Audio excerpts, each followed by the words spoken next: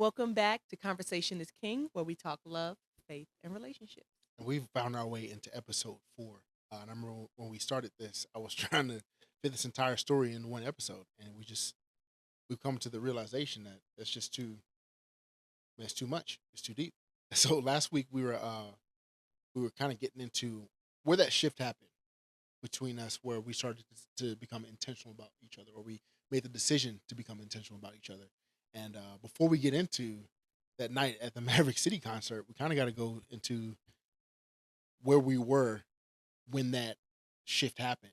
And if I'm being vulnerable about it, we were for real separated. And I think like the routine was kind of like, I would pick the kids up in the day um, from daycare at the time, bring them here. We would kind of chit chat, and I would go back to where I was staying because I would very loosely call it home. But tell that story about the night where you, I guess, were moved to come and find me. So, as I said in a previous episode, we were never really seemingly on the same page. We were never trying at the same time. But towards this part of the separation, um, there was never a full on try. And I think we were both scared too. We were both afraid of the rejection because there had been so much rejection prior to that on both parts. But we were both warming up to each other, I guess, at the same time. So, like Matt said, he would pick up the kids from school and he would bring them home. And during that time, we would talk anything that we needed to discuss with each other, questions we needed to ask, anything about the week that we needed to kind of talk through. That would be our time to do it. And this particular day was no different. Um, there had even become a point where during those conversations it became kind of like friendly conversations. It felt very familiar. It felt very 2013, I would say, because the foundation of our relationship has always been the friendship. And we would talk and maybe laugh and just small talk, things like that. Very cordial conversation. I would say we had reached a point where we weren't arguing as much anymore. But this particular night, I don't know. He dropped the kids off. We spoke maybe 30 minutes to an hour about whatever we needed to discuss. Nothing significant. And then he left. And I can't remember how we ended up on the phone. I can't remember who Me called either. who, but we ended up on the phone and we spoke all the way as he was traveling to where he was living at the time. And then I remember hearing him go inside the house, and then it was like kind of like, okay, well, good night type thing. And we got off the phone, and then I distinctly heard a voice say, "Go to him." Now he invited me there a couple times before, but it had been a while, and I have a terrible sense of Horrible sense direction. of We would direction. I She'll get use lost following Google GPS. Maps. I use GPS for everything, even places I've been before. And so I didn't have the address in my GPS because I believe I followed him one time and maybe another time he'd given me the address, but it was so long ago it wasn't in my history anymore. I didn't even know how to search for it, type thing. So I was like, well, I don't even know where he is. I say this out loud. I don't even know where he is. And then I hear the voice again. It says, just drive. I'm like, this is stupid. Like, just drive and go where? So I get up and I get dressed because I'm getting ready for bed at this point. So I get up and I get dressed and I get in the car and I just start driving.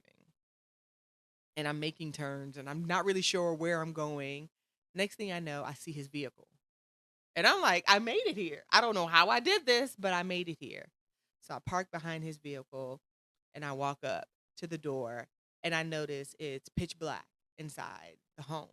So I'm like, well, his vehicle's here. So I think he's here, but maybe he's sleeping. This is stupid. I was like, I'm just going to do it anyway. There was no doorbell. For whatever reason, I don't know why there was no doorbell. So I knock at the door. Within a few seconds, the door opens.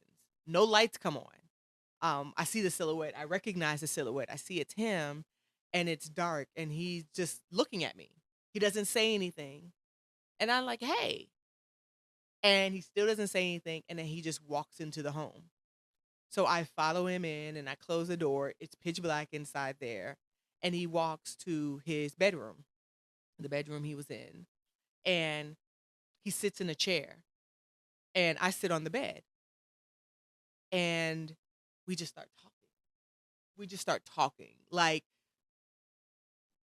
we just start talking. Like I don't know how to explain. Like there was no planned conversation. It was we just started speaking.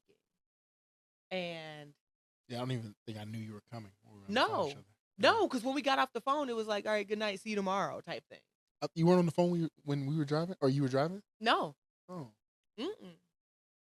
When we were on the phone is when you were driving, Oh, okay, okay. Yeah. and we Wow. just started talking and just started talking, and for whatever reason, he felt, I guess, safe enough to be vulnerable with me, and he starts to tell me how unhappy he is, and how difficult it's been. Now, part of the reason for the separation at this point is because I'm thinking he's happier without me. Because it seemed like whenever we were together, we were just arguing and not seeing eye to eye. He's telling me I don't understand him. And I'm like, you know what? Go be understood. Like, if I'm not making you happy, if I'm not good for you, it's just best for us not to be together. So to hear him talk about how unhappy he was and how sad he's been for a while, that was really, really shocking to me. So immediately I'm like, then what are we doing? If you're not happy, I'm not happy with this. What are we doing? And I'm like, get your things. Get your things. Like he didn't get all of his things, but he packed enough stuff for a while. And he gets in my vehicle. It's homage to 2013. He gets in my vehicle in the passenger side, and I drive him home. I drive him home, and that is the beginning of the healing. That is the beginning of the healing. That is when we really started to have the hard conversations. That's when we really started to be vulnerable with each other and really start to figure out where we went wrong and how we could fix it. Now, I'm curious to hear it from your perspective because that's my perspective of that night. Yeah, I don't remember too much. I mean, I remember us being on the phone. Like I said, I don't remember the conversation. I don't remember necessarily if there was anything different about said conversation or what we were talking about that may have sparked you to get up and try to find me other than God Himself, I right? think it was just a common day, a Yeah, there common was nothing different. Nothing no. I remember. Mm. I remember drinking heavily because at the time I was really struggling with my emotions and my feelings. And in order to not feel, I would be drinking. Like I'll just keep it a buck. So I remember that being just one of those nights. That's what I was doing. And so when you, I can only imagine what you saw when I opened the door and I was just like I'm like that like, meme where you just looking at each other like the Spider-Man. And I can't necessarily recall what I was feeling. And I remember, you just sitting on the bed. I remember, yeah, and it just became conversation. Like we were talking. Like I said, it's homage to 2013. I meant that. Like the way we would talk to each other and just, you know, feel so natural and safe. I don't know what it was about that night, but it just happened. And then, like you said, I put all my stuff in your car and we came back home, just like in 2013. When I decided to move down here with you, I have a question for I you. have an answer for you. Why did you let me in? Um,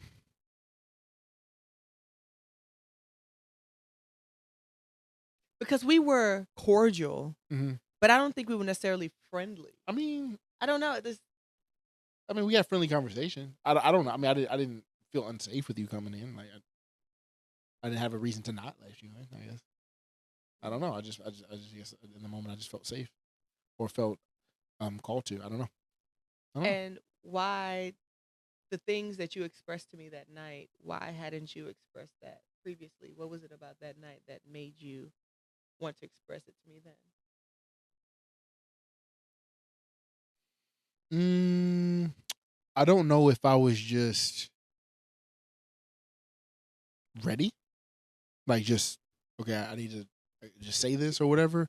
I don't know if I was tired of running from certain feelings because I was, like I said, I was masking a lot of feelings at the time. Um, a lot of it had been feeling misunderstood, even with my therapist. And I finally had found one I kind of vibed with.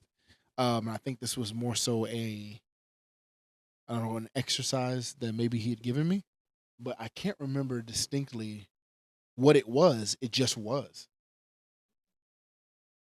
It really just was. And I wish I could tell you like give you a detailed synopsis of this is why I did this. This is what I said, why I said it, but I can't. It just the conversation happened when the conversation was supposed to happen. So, but yeah, like you said, that started the climb back, so to speak. And Sorry, it's not a little more dramatic than that. Like I it mean, literally was that. it's dramatic to me. It was just dramatic to me. I know everybody was like, "Oh, You yeah, know, that's it. Yeah, that's it." yeah, I don't know if it was just time. We were finally trying at the same time Yeah, for whatever reason. For whatever reason, we were finally trying at the I don't even know if it was for whatever reason or if God was just like, God, okay, come on. same. All right, What are y'all y'all. doing? All right, let's nudge this along a little bit because, like I said, there was nothing necessarily different about that day. Mhm. So yeah, so in that season, like I said, I was going to therapy, and I think that in all of that, I wanted to get back into going to church. I remember I fasted from secular music, and that's how I got into real heavy, real big into Maverick City. And I, I think that you You introduced them. yeah, to me. we kind of got into that together. Um had to have been what, maybe a year or so, a year or two had passed since that night. And this is just us like kind of talking, maybe not a year, because that was 23. Of And we went to 2023. concert happened in 24, so just a year. So we've been talking. We have been intentionally talking, I should say, intentionally dating. And like I said, This was 2022. no, if it was late 22. Yes, It was it was late late 22. 22. Yeah, yeah. And then Yeah. early 24 is when we did the concert. I think it was like in March. I don't know. We'll find it. We'll find a ticket. But yeah, but anyway, it was about a year or so. It was about a year or so of us just trying, just talking, being intentional, from both sides of the aisle here, and for whatever reason, Maverick City decided they was gonna go on tour, and for whatever reason, I decided, hey, we're gonna go. I don't remember at what point during this process I decided that I wanted to recommit myself to our relationship, but I did, and I felt as though the Maverick City concert would be the appropriate venue, just because every time we were in the car, we would listen to the music, we were sharing songs with each other. It was kind of like one of those things that we were bonding over again. Yeah. At a time when we had been so disconnected for so long. Yeah. That was something that Connecting was us. common, yeah, and bringing us closer and strengthening our faith, and even the lyrics of the songs. Yeah. Yeah. Yeah. So shout out to Chandler, Todd, Naomi, Yeah. all Tasha. y'all, Tasha, all of y'all, Tasha, yeah. man. Like seriously, it was something that brought us together at a time when we couldn't see eye to eye, and our relationship that became not a foundation, but it helped us create a foundation, a strong. I think it helped us foundation. a firm foundation. I think as as much as the music helped us heal individually, I'm sorry, as a couple together, I believe it helped us heal individually as well. Um, I'm not really sure what brought on the decision to repropose. I honestly just feel like it was more so me being led to or being called to. Because I feel like, again, this is me getting back into my faith and stuff like that. A lot of these decisions weren't me. A lot of these decisions were me being led, because I allowed myself to be. I allowed myself to walk with Christ again and have this relationship with God. And I believe that once I started doing that, I started really moving the way that I was supposed to have been moving. So this was more so a call, and didn't know how I was going to do it. I had no real plan. Obviously, I didn't have a phone number I could call for the promoter and be like, "Hey, I need to segment this into the show at whatever point you want to do it. Maybe after they do praise or whatever, I'll come out, I'll do my thing, and then we'll move on." It didn't happen like that. They had like a VIP package. I was like, whatever, I'll spring for the VIP package, which included like a meet and greet. like a Q&A type of thing. Mhm. And I remember that there was like they had a little Google form, and they were able to where you were able to kind of like pre-submit your question for the group. So I pre-submitted my question, but it was basically telling like a mini. 'Cause there's only so many characters, a mini story of us, and that I wanted to repropose during this, this season of our lives. I don't even know that I said I wanted to do it there. There was just a little confirmation. Hey, we received your response. Thanks. Get Didn't you lost. screenshot it? I screenshot it. Yeah. Well, I think I did. Yeah. I think you showed it to me. Yeah. So it was basically like we received it. Now get lost. Um, so I didn't know. I knew there was going to be a Q&A. I didn't know how it was going to be set up, but I decided I'm going to propose to her on this night. This is going to be the third time I proposed.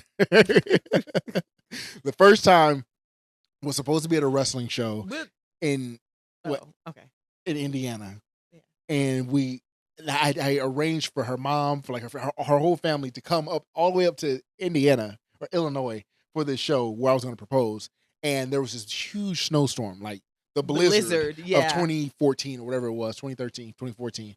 That was a crazy trip. And we traveled up to Missouri, Illinois, through this snowstorm, this blizzard. Terrible. We ran off the road, had to get pulled out of a ditch where we slid off on ice. What was an 8-hour drive took like 14 hours because we had to drive so slow, and so it just didn't work out. So we finally, by the grace of God, made it home, and it was just so tiring, so exhausting. I was just like, man, forget it. While she was asleep, I just slid the ring on her finger and waited for her to wake up and see it. That was the first proposal. The second proposal was I wanted to do something like an actual get down on one knee proposal and do something romantic. And I think I wrote a poem. I took her to Centennial Olympic Park, and did like this thing. And that's the one that the last one before we got married. And then there was this one, which is probably the most special one to me. So we get there, we go into the Q&A. It's about an hour-long thing. People are raising their hands. Nobody asked the questions that were pre-submitted. Like nobody said, "Hey, here's a list of pre-submitted questions," which I thought was hilarious, but highly stressful at the same time because I'm like, okay, how am I gonna make this happen? You skipped the good part. What? How you got the ring in? Oh yeah. So Atlanta PD. So we have to go through the metal detectors because is that what State Farm? Is that State Farm? Is that State Farm? So we have to go through metal detectors. Yeah. So I go through first. Cool, no problem. Yeah. Next thing you know, Matt goes through. It's going off, Mm-hmm. and I noticed. So they wand him, and whenever they get to his pants pockets, like how those cargo pants have like the pocket by the knee, it will go off. So I'm like, that's strange. I'm like, but maybe it has like a button, like the button is metal, and that's causing it to go off. So he walks over to where the officers are, and he whispers something to them, and he's whispering to them and whatever, and then they're like, "Go ahead." And I'm like, okay. I'm thinking nothing of this, Mm-hmm. right? Come to find out, the ring is in there. Yeah. And that's setting off the mm-hmm. So I try to go through the thing. Security like pulls me to the side to wand me, and they obviously it goes off over my pocket, and they look in, and I'm like, I just have like this look on my face like I really don't want to pull this out. And so the Atlanta PD officer who's also there comes over, and so like now it's a thing. There's like I'm surrounded by security and the police, and I'm just like, hey y'all, listen. And so like I reached into my pocket slowly, and like kind of cracked the ring box over. Was like, hey, do I really need to pull this out? And then so the security guard was a female. She was like, oh no, you good, baby, go ahead. And then the cop he just started smiling, and so this is how I had to show them what it was in order to get past that little checkpoint.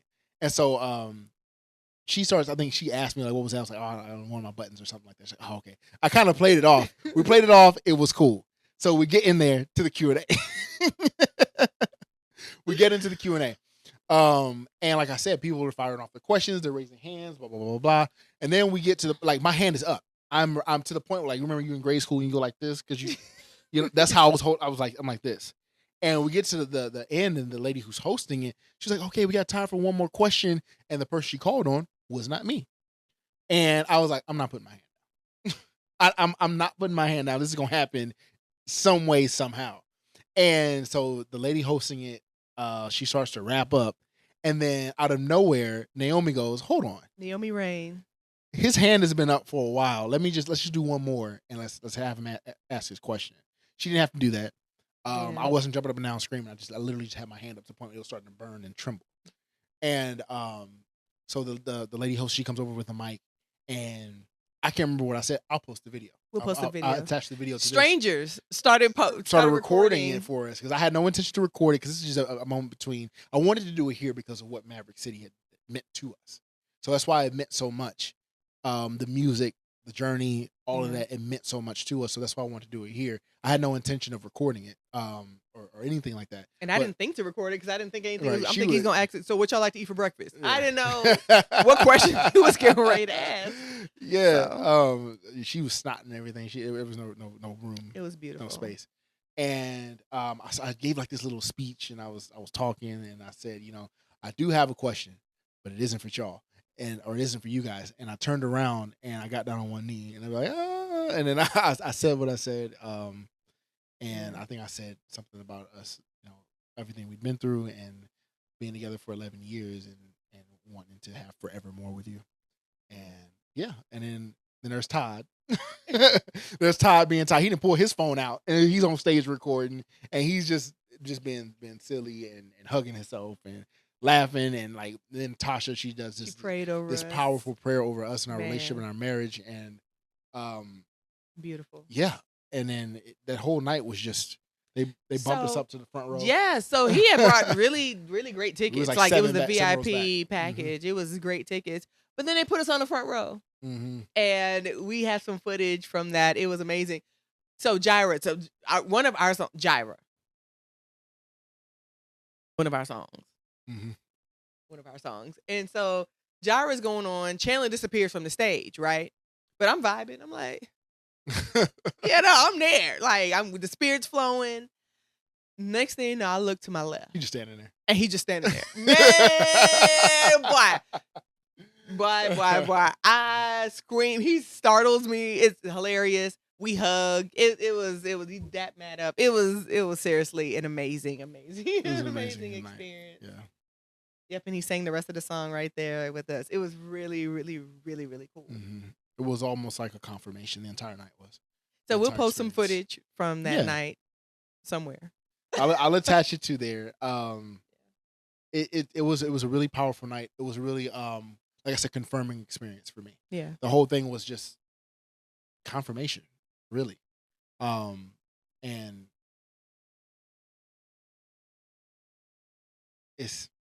it's definitely for sure a night I'll never forget.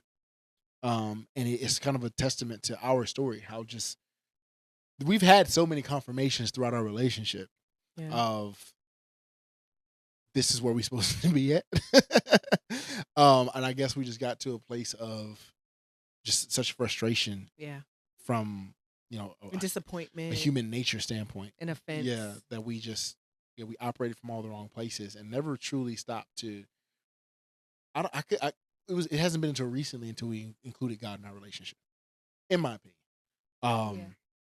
How important do you think that is? To have God? To include God in your relationship. That's everything. Mm-hmm. That's everything. Love is a very important part of the relationship. Don't get me wrong. Mm-hmm. But that foundation on those days where you don't particularly like somebody, where you struggling to love them, when everything, just the sight of them just makes smoke come out of your ears. Just it's those moments that God is what's going to bring you through and remind you of why you chose each other in the first place and why God chose you for each other. Like, I know for a fact I'm his rib. And I stopped fighting that. Because there were a lot of moments where in his immaturity, it would cause me to be like, well, if you're going to be stupid, I'm going to be stupid, and it caused me to realize somebody has to give the 100%. Relationships are 100%, not 50-50. The 100% has to come from somewhere. And where the 100% comes from varies depending on the day and the season. So it's God definitely that gives you the strength to give that 100%, especially on those days you don't want to. Love, I believe, is what keeps you going when you want to give up. Love is what got me to him that night. Love is what was my GPS that night. But when it came to the rebuilding, and the change that needed to happen for us to have a healthy marriage, That wasn't love. That was God. That was God and his wisdom, his grace, his mercy, his favor. Absolutely. What do you think it takes to, I guess, recognize God in your relationship? The need for him. No, like how do you know that, I guess, your relationship is anointed or blessed? Like how do you what do you get to that point? So, the hoodies from Miracle Saturday. They say better together. That is very intentional.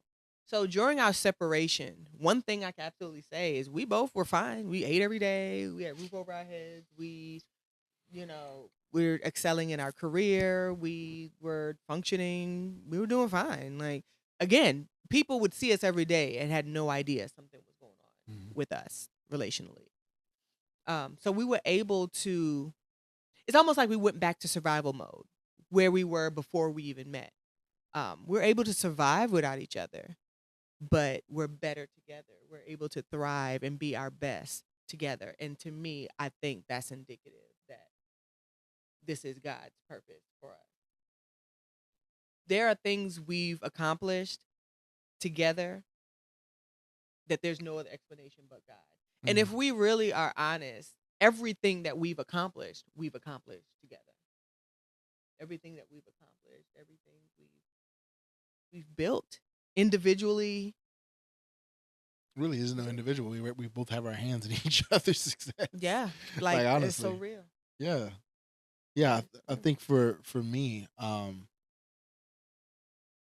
God speaks to me in confirmations, and I feel like there's been so many um things that have happened, and like I said, I chose at that point before, just before the Maverick City concert, I had chosen to allow God to lead me. You know, we say things like order my steps and stuff like that, but then still try to control the narrative. And I literally allowed God to lead me, and Lead me on. in that season, when I allowed Him to lead me, the things along the way were they really could have strip searched me at the gate. They really could have took everything out of my pocket. You would have seen that ring, and they could have shut all that down, but they didn't. And then when 12, 13, 14 people all asked questions, um, and that lady skipped over me, but then Naomi said, "Hold on, he's had his hand up for probably about an hour and a half now. Let's go ahead and get his question in." God spoke to her That's probably. some right. God moved her. Something moved her. Hmm. You know, I'm gonna go ahead and call God on this one, and said, let's have him ask his question too. Um, more confirmation. And then when I was obedient to what, because I could have, because I was extremely nervous. To get like, please don't get me wrong, this wasn't a cool, calm, collected, comfortable thing. Where I was shaking, I was stuttering a little bit over my words. Like I was extremely nervous, and to the point where even partway through it, like I said, I was talking to them on the stage, and then finally, I was like, I have a question, but it isn't for you. And I turned to her. I could have very easily bailed and been like, so what do y'all eat backstage? I could have said anything, you know. How did you come up with Gyra? I could have come up said anything out of just from my fear, but I allowed myself to be led by him and did what I knew I was supposed to do, and then that could have been it. And to give context about where we were relationally at that point, we were having the conversations, we were rebuilding, we were spending time together, but we hadn't reconciled. We hadn't reconciled. It was more like dating. I guess I would call it more of like a Just learning dating. the new versions of ourselves. Yeah, so I absolutely understand why he was so fearful. He had no idea what I was gonna say. We Mhm. hadn't spoken about like, so we're gonna be back together, like we just knew that we stopped talking about divorce and the separation had ended. But we didn't really talk about what was next Right, and what the future held. So he didn't know what I was gonna say. It could have very well been a no. right. And she said yes, it wasn't a no. And It so could have been. so then the Q&A ends, and I'm thinking, hey, we have the moment, whatever. This is cool. Let's go. We want to go get some chicken fingers because they had the little concession stands over. They We were go get some, delicious. yeah. And but before we made it over there, somebody from the crew comes over and says, "Hey, you guys, the couple that just got engaged, right?" And I was like, "Yeah, what's up?" And he was like, "We're gonna bump you up to front row." And I was like, "Oh, okay." More confirmation. So we're up there. We go get our chicken fingers. We come back to our front rows. No, You no, I'm forget? not forgetting. I'm Oh, working okay. towards it. Okay. And because we went and got the chicken fingers first, and then we came back to the seats. Chicken fingers were fire, by the way. And we're standing there, and somebody else from the crew comes over. Well, no, I think it was somebody from State Farm, like the actual arena, and they invited us backstage. Did I forget another part? You did. What I forget? When we left to go to get some merch and to get some food, and people started buying us things. People bought us Oh yeah, I the didn't food. think about that. Yeah, people bought us the food. I think they gave us the merch. No, somebody. We purchased the merch. No, somebody. I remember that dude that came over and said, "My mom wants you to have this," and he handed us like $100 in cash. That's what it And I was. was like, Yes. okay. And Like, then somebody else paid for our food Yeah. and stuff Yeah. like that. Yeah. and then we went backstage and we took a picture and stuff like that. And then it was confirmation after confirmation. And I feel like, for anybody who's on the verge, on the fence of, is there benefit in listening to God's voice? Yes. And I'm not saying your benefit is free chicken fingers. What I'm saying is your benefit is confirmation that what you've chosen to do is the right thing and that you are favored. Like I said before, there's been a lot of times in my life where I shouldn't have been okay, but I was covered. Obedience has not failed me yet. Yeah. It has not failed me yet. Yeah. That was an amazing. And honestly, prior to that, if I'm honest, I was still very hesitant. I was just watching. I was just kind of just letting him lead, kind of just seeing where he was, and energy he was given, the consistency. That's definitely something I was looking for, and just really seeing if his actions matched up with his words. So when that happened, that was a big, big gesture. And again, this was giving crab legs on Mother's Day, not barbecue. The way, like, if I would have planned it, that's what I would have planned. That's the kind of intentionality I was looking for from him. And it's not about the grandeur of it, it's about the thought behind it. I felt like a priority. I felt like we were in tune. And that's what I'd been looking for since 2013. And I'm like, this is it. This is what I've been waiting for. And that's when I knew it was time. And then from there, I was on board.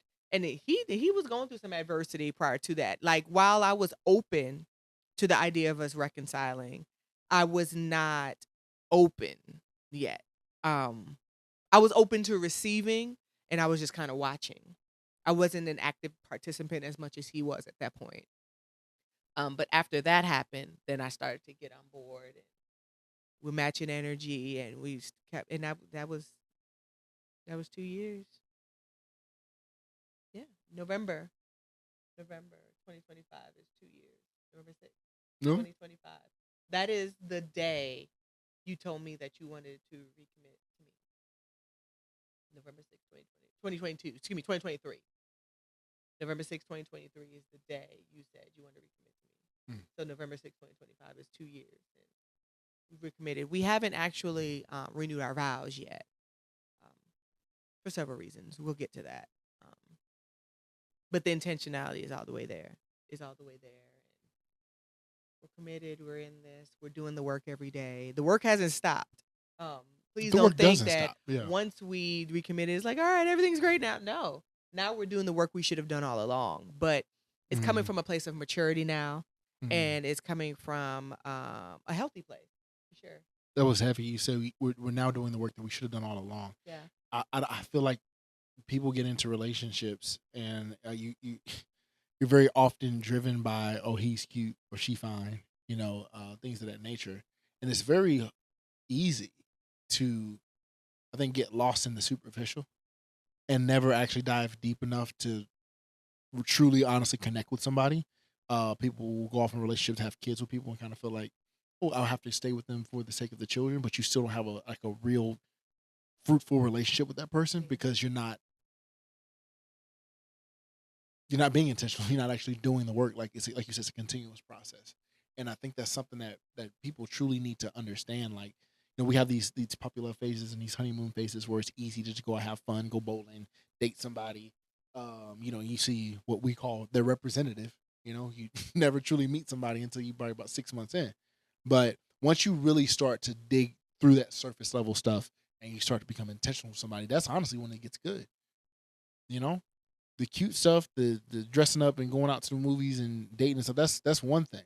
But when you get to know that person and that becomes your person and you start really scraping away at their layers of survivalism, their layers of protection, their layers of trauma, and get to the root of who that The person really why. is, why they move the way they move, say the things they say, and operate the way they operate, that's truly the beauty of somebody's heart. That's intimacy. That's That's true intimacy. intimacy. Hmm. Yeah, Yeah. that's far better than any Netflix and chill.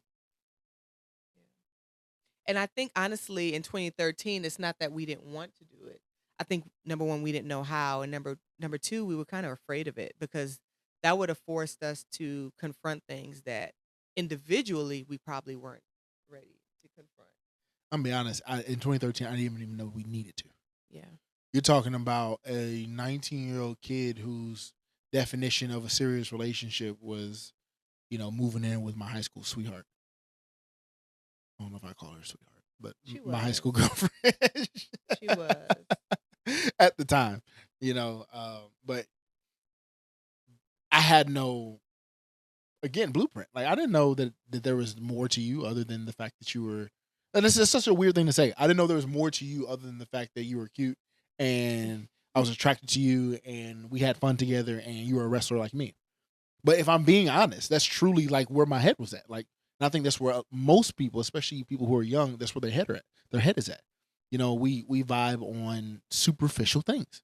And you have the conversations, but you have the convenient The conversations. convenient, the You cute don't. conversations. Yeah. Yeah, you don't have the difficult conversations. Nobody's Yeah. talking about trauma on the second date. you know? That's why it's like you really don't know someone until you see them in all seasons. Mm-hmm. And that's not, winter, spring, summer, fall. It's see them broke, see them rich, see them happy, see them sad, see them grieving, see them success, see them in success, see them fail. Mm-hmm. You really have to see people in different seasons of their life.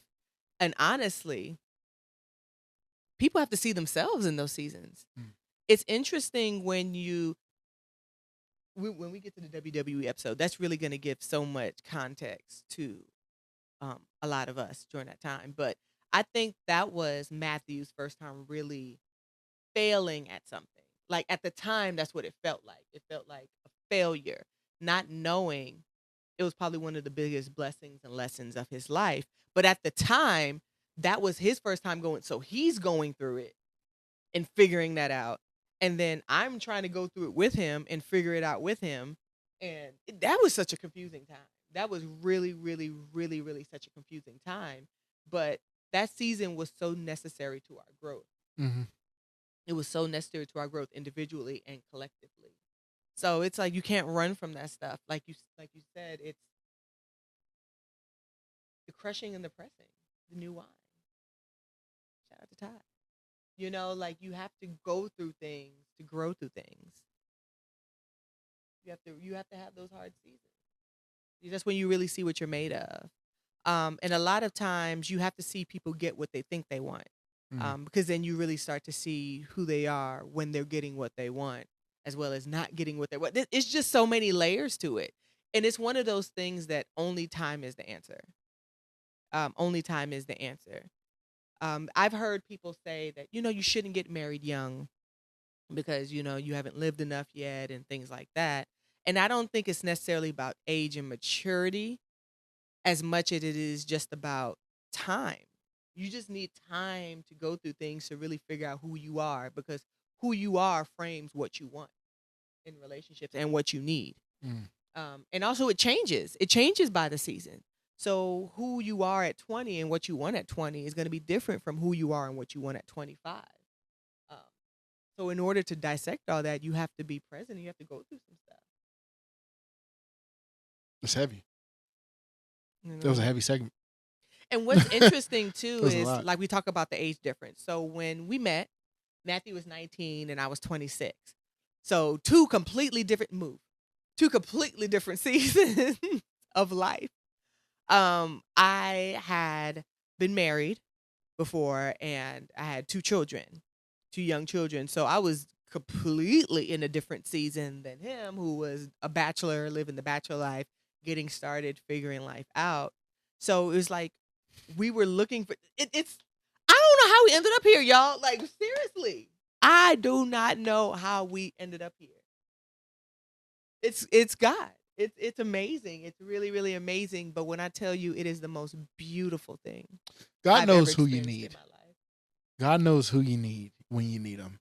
And even though we've been through our ups and downs, I feel like there are things about each season that we lean on each other for, even when we were separated. And in our recent conversations, I've told her we were separated, but we were never severed. We've always been tethered to each other emotionally, spiritually. And there are just seasons in our lives where we chose to ignore that. And I feel like there wasn't, this is, our relationship is by design. And I've been through enough to know that to be proven, to be truth at this point. And sometimes I think the lesson in this and the overarching thing for this episode is sometimes you just can't fight what God has planned for you. And a lot of the hardships, we fought it. a lot of the hardships that we had was us literally fighting what God was trying to do for us.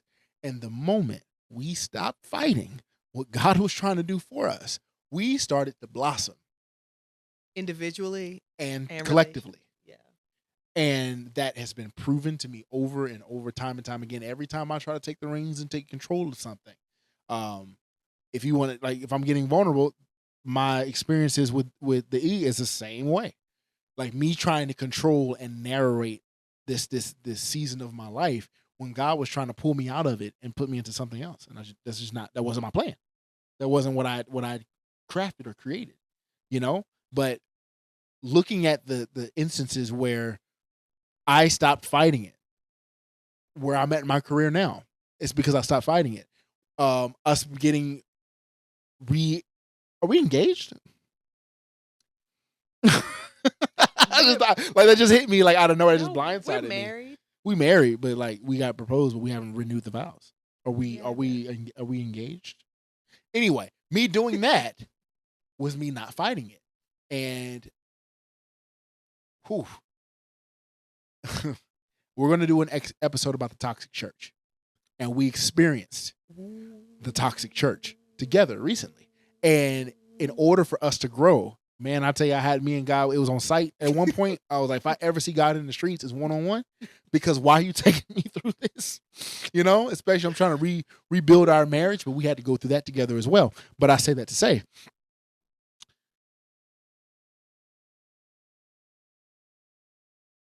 when we got to, not Miracle Sunday, Miracle Saturday, right? That's got to be an episode in of itself. But in a nutshell, absolutely, I submitted to God that day in ways that I had never submitted before. And I humbled myself before him in ways I had never done before. And that day was the most recent testament, 3 weeks ago, of me fully giving in to what God has for me and it paying off within minutes. We gotta unpack that. That's probably season finale type material, honestly. But I would not have fully submitted the way that I did had I not gone through the toxic church season. Ooh. Well, I was ready to go in that pastor's office and flip desks, and it came close to it. Like I'm just gonna keep it a buck. Like I mean, it is what it is. My story is going to help heal somebody. My story is going to help to develop somebody else. That's the whole point of us doing this. But for me to sit there and listen to Pastor John Hanna, and for him to hit some nails on heads that other people, including her, didn't know were getting ready to be driven, and just the moments leading up to Pastor Darius reading the card, I'm telling you, that was nothing but God. That was not coincidence. We're going to unpack it in detail, for sure. That's coming, because I mean, it has to come. But again, in order for that story to hit right, we got to go through this. Like, lock in with me. Stay with us and enjoy this journey, because I'm telling you, this journey is going to, I hope, set somebody free, honestly. Like, for real. Yeah, absolutely. I think Toxic Church got to be next week. Ooh, we just going to jump right in. I think we just got to jump. At this point. I mean, we got more stuff to talk about. Well, okay. I mean, it's all going to come out in due season. But I feel like it's time.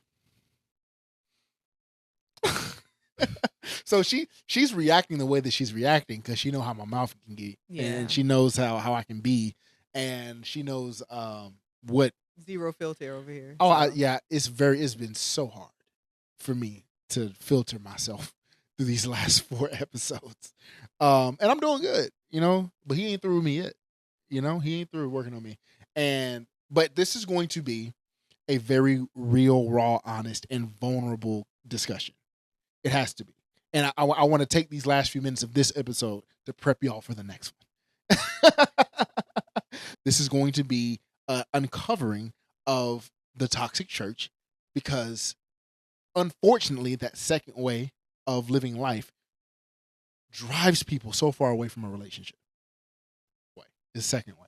First way is culture's way. Second way is the church's way of living life, handling things. Third way is the King's way. That's Christ's way. The example that He gave us in order to live life and thrive. In a nutshell. But yes, we'll kind of help you to understand that a little bit more if you have not heard that theology before. But when you're locked into such a second way of doing things, and what was hard for me was being in that scenario, being in that environment, knowing this is not life. But I wasn't really under the correct tutelage in order to articulate what it was I was feeling. Like, this is wrong. This is not right. What are we doing here? And then I had gotten myself so kind of, I don't want to say ingrained, but I was kind of like molding into the culture of this particular place, which made it even harder for me to step away. It's tough. It's tough. And I know I can look at her and I can tell when her mind is running a million miles per hour, and like she's just probably about to crawl out of her skin because she knows I'm probably gonna say something crazy, but I'm not gonna say it this way. So Lord, keep us lifted up in prayer. it's important. It's important. It's important to have to be under. We need a teleprompter. No, because that's no, because I have a teleprompter. Exactly, we're going to use it because we have to keep you on track. How do you plan on keeping me on track with this? This is a disaster waiting to happen. But why? How about this? I'll let you lead the conversation and I'll just put in my little 2 cents here and there. Deal.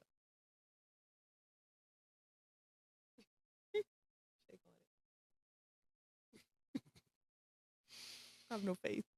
I have zero faith in him. Mm-mm. But that part of this journey. Yeah, we have to talk about it because who we are. It's a part of the why. It's part of our growth. Yeah. Mm-hmm. How honest and vulnerable are you going to be? Because this wasn't just a growing experience for me. You're right. I mean, I told y'all that we were going to talk. If you want to talk, we're going to talk. We're going to talk about it. All right. So I owe you the honesty as well. So I'm going to pray on it. Yeah. I'm going to pray on it. We're going to fast. We're going to have to lay at the altar on Sunday about this one. But yet it has to happen for you to understand and to get the context that's needed to understand everything. It has to happen. We're going to start the new year pulling back the curtain and hopefully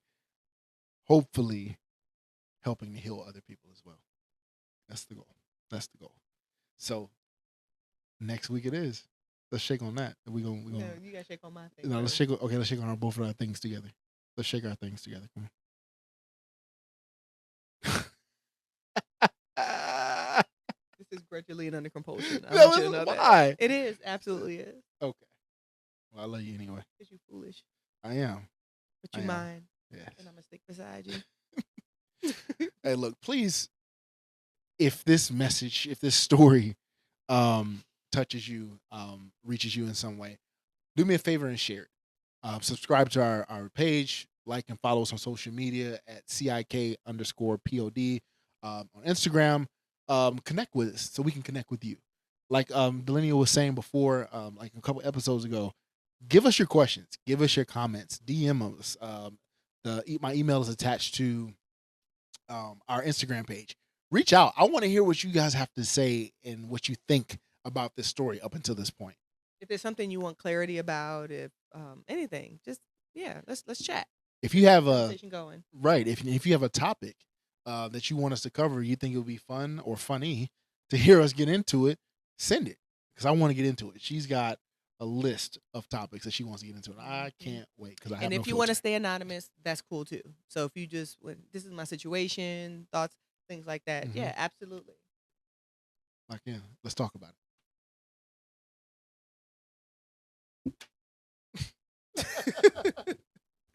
Wait a second. Are you on my roll?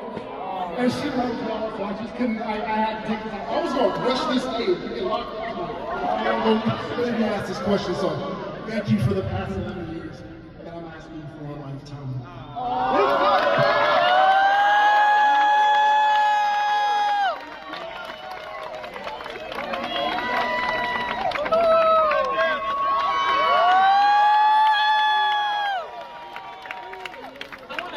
I want to speak over this. Can I speak over this in Jesus' name? Come on, y'all put your hands towards this in the name of Jesus. Father, we declare that no weapon formed against them will prosper. God, I thank you now that marriage is your idea, that it is divine. I thank you now that nothing that comes against them will be successful. I thank you now that this is a successful kingdom marriage. God, that they're going to do it the right way this time. I thank you now that it's rooted in worship. I thank you that it's rooted in relationship with you in Jesus' name. And nothing by any means shall harm them in the name of Jesus. I bless everything that will be birthed from this union in the name of Jesus. I thank you now that every anointing that's on their life, every ministry that's on their life, I thank you now that we will see it flourish in Jesus' name. This is just the beginning, and we celebrate with you now in Jesus' name. And this